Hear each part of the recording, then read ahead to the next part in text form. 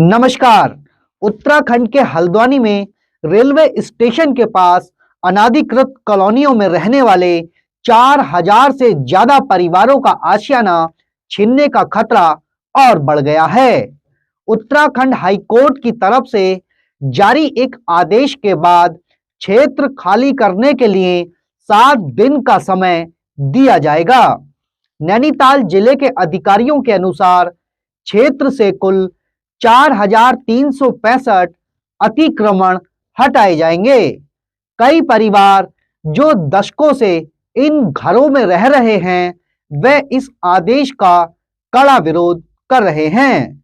वहीं रेलवे अधिकारियों ने कहा कि उन्होंने रेलवे की 2.2 किलोमीटर लंबी पट्टी पर बने मकानों और अन्य ढांचों को गिराने की प्रक्रिया शुरू कर दी है।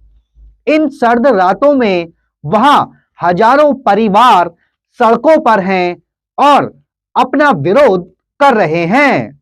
वह चाहते हैं कि उनकी आवाज सत्ता में बैठे हुक्मरानों तक पहुंचे। अपने ट्विटर हैंडल से जहरा कैलीग्राफी ने गुहार लगाई है।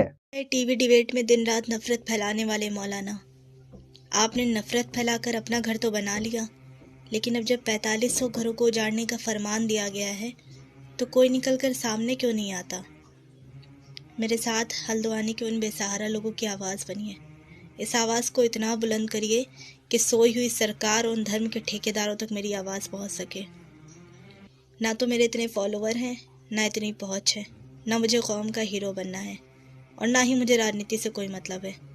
मुझसे बस उन बेसहारा लोगों की दर्द भरी आवाज़ बर्दाश्त नहीं हो रही।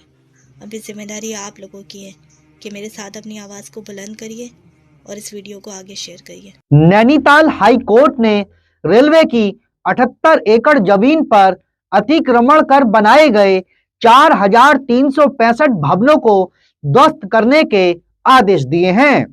अतिक्रमण के खिलाफ कार्रवाई शुरू होनी है। शहर के कई लोग इस अनावतिक्रमण के ध्वस्त करने के पक्ष में हैं, तो वहीं कई लोग विरोध भी कर रहे हैं, जिससे क्षेत्र में माहौल गर्म है।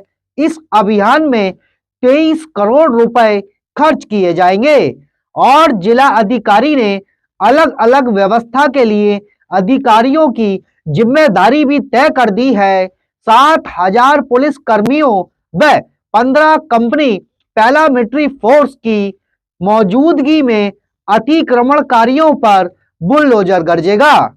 हजारों घरों को ध्वस्त करने से पहले ऊर्जा निगम 4500 घरों की बिजली काटेगा। निगम ने इसके लिए जिला प्रशासन को लाइन हटाने में आने वाले खर्च का बजट बनाकर भेज दिया है। खुफिया एजेंसियां भी इस पर नजर बनाए हुए हैं, क्योंकि यहां बड़ी तादाद में अल्पसंख्यक रहते हैं।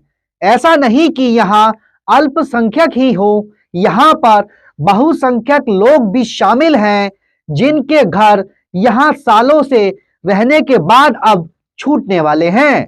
2 दिन पहले पूर्व प्रधानमंत्री मनमोहन सिंह ने भी ट्वीट के जरिए कहा है कि हल्द्वानी में अतिक्रमण के नाम पर करीब 4500 घर तोड़े जाने को तैयार हैं। उत्तराखंड सरकार अतिक्रमण के नाम पर इन परिवारों को उजाड़ रही है, इसलिए इन मासूम बच्चों को हल्द्वानी में आवास मुहैया कराया जाए। ऐसा नहीं कि अमीरों के यहाँ बुलडोजर नहीं चलता, मगर यह कार्रवाई गरीबों की बस्ती में पहले देखी जाती है। इस क्षेत्र में बसे हजारों घर राजनीतिक पार्टियों के लिए मजबूत वोट बैंक रहे हैं, इसलिए सालों से यहाँ बुलडोजर तो दूर की बात, हथौड़ा तक नहीं चला।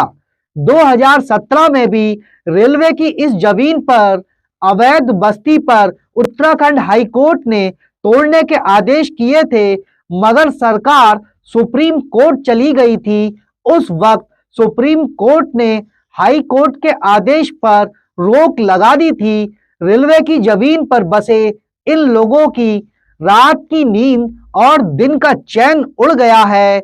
वह मीडिया की तरफ देख रहे हैं, धरना प्रदर्शन कर रहे हैं, चाहते हैं कि दिल्ली में बैठे हुक्मरानों तक उनकी आवाज पहुंच जाए। लेकिन अब उत्तराखंड सरकार फिर से क्यों सुप्रीम कोर्ट नहीं जाती है? इसका जवाब हालांकि उत्तराखंड सरकार में कोई भी मंत्री नहीं दे रहा है। कल किसी और मुद्दे के साथ आपसे होंगे मुखातिब। तब तक के लिए नमस्कार।